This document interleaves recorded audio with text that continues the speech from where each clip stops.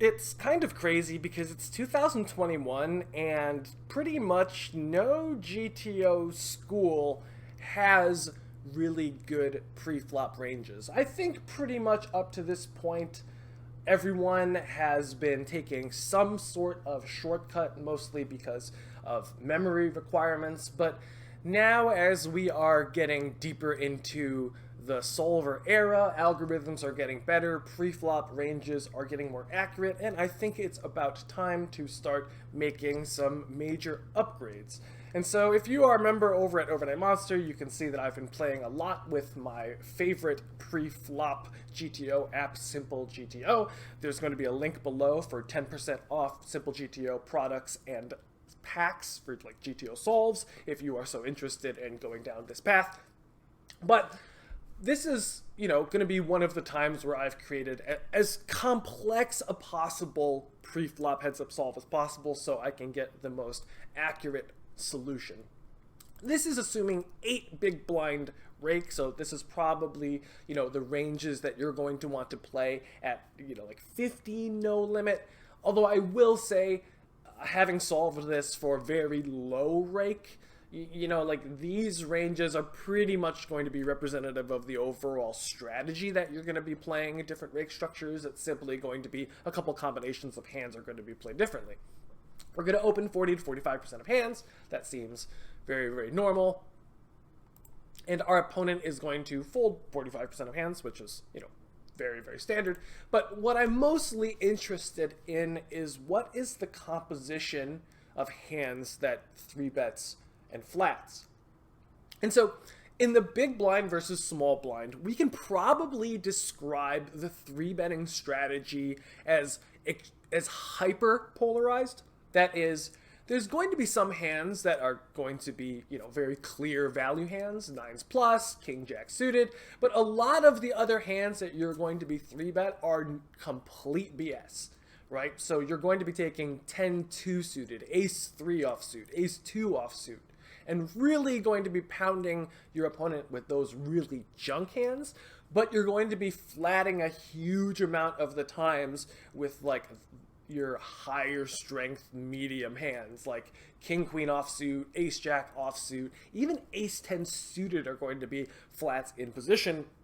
And so really what you're trying to do is put the small blind into a terrible spot where, because you're not playing a very linear range, they just can't, look at their medium strength hands and happily fold against you.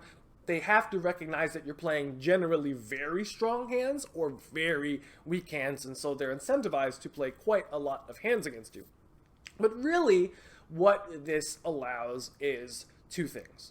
One, you're going to have a lot of board coverage. So whenever the board comes, a couple high cards, obviously you're going to have all of it because you've 3-bet, ace queen, your suited connectors, etc. But very often, when you flat, you're also going to be able to have some top pair, top kicker, or top pair second kicker type hands. So for example, if you flat a hand like king queen offsuit, when the board comes king high and your opponent bets, you probably have a hand that can play 3 or 4 streets. Similarly, if you flat ace jack and the flop comes ace or jack high, you are now going to have a hand that is extraordinarily comfortable playing 3 or 4 streets of poker. And so you are now going to be able to represent fairly strong hands in both your flatting and 3-betting ranges. In terms of air, obviously, when you flat, you're going to have all sorts of hands in your range, so it's going to be able to give you a little bit of board coverage so you can show up with anything at any time, which is, something that is emotionally and intellectually fearsome to play against. And in your 3-betting range, you'll always be able to randomly show up with hands like 10-5 suited and hit all of these awkward 2-pair and stack your opponents with hands that, are hopefully the least likely to be dominated. So if I'm 3-betting a hand like 9-5 suited and I get called, hopefully my 2 cards are going to be very live, versus when I'm 3-betting a hand like king 7 king 7 or queen 8 suited, it's a little bit less likely that I'm going to have either one of my cards be live. For the most part, I try not to over obsess about the exact percentages of each range. Obviously, over time, as I play this position more and more, I begin to realize, oh, you know, Jack 7 is probably going to be less than 50% of a 3-bet, but, you know, 10-4 and 10-3 suited are going to be nearly, you know, 66 or 75% of the time. I mean, even if you just quickly look at this graph and you just kind of snapshot it into your mind, you can kind of visualize where, you know, the purple parts are. And once you can do that, when you're just sitting down at the table, you can kind of, you know, close your eyes and squint and being like, I think King 7 offsuit should be a 3-bet here because it is near the bottom of my range. So notice here the definition of bottom of your range is going to be 10-4 suited is a worse hand than 7-4 suited because it has less connectivity, right? So 7-4 suited is going to be a flat, while 10-4 suited is going to be a majority 3-bet.